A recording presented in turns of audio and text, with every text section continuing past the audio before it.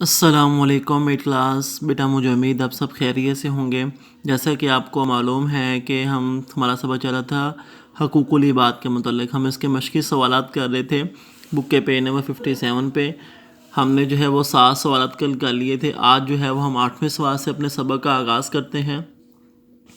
اگر آپ کے خاندان میں کوئی یتیم بچہ ہے تو آپ کے والدین کس طرح اس کی مدد کرتے ہیں؟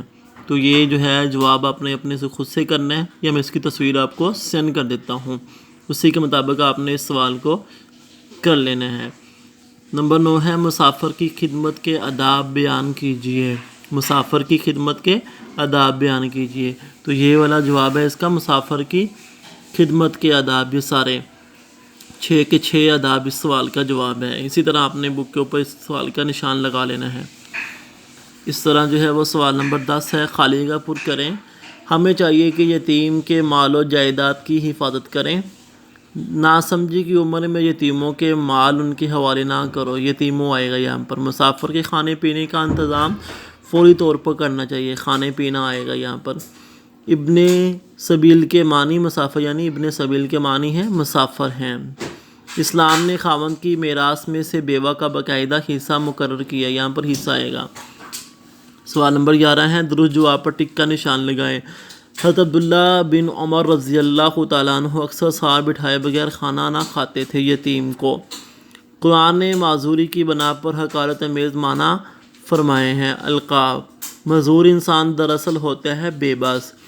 نمبر 4، بات چیت کا آغاز ہونا چاہیے سلام سے۔ نمبر 5 ہے، مسافروں کی عزت و احترام کا ضروری ہے تحفظ۔ تو یہ ہماری جو ہے وہ آج مشق بھی مکمل ہو گئی ہے۔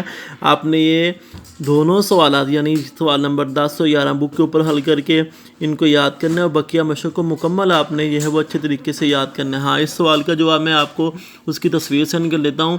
آپ نے اس سوال کے جواب کو اپنی اسلامیت کی نوٹ بک کے اوپر خشخط کر کے لکھنا ہے، اور اس کے علاوہ اس سبق کے کچھ اضافی سوالات میں سینڈ کروں گا، اس کی تصویر، وہ 7 سوالات ہیں، وہ بھی آپ نے جو ہے وہ اپنی کاپی کے اوپر جو ہے وہ اچھے طریقے کے ساتھ خشخط جو ہے وہ رائٹنگ کے ساتھ آپ نے جو ہے وہ اس کو کرنا ہے۔ 7 سوالات ہیں، وہ 7 کے 7 سوالات آپ نے جو ہے اپنی اسلامیت کی نوٹ بک کے اوپر جو ہے وہ اس کو حل کرنا ہے، اور پھر ان کو یاد بھی کرنا ہے۔ ان کو بھی یاد کرنا ہے اور ان کو بھی یاد کرنا ہے۔ مجھے امید ہے کہ آپ سبق کو اچھے طریقے سے یاد کریں گے۔ السلام علیکم ورحمۃ اللہ وبرکاتہ۔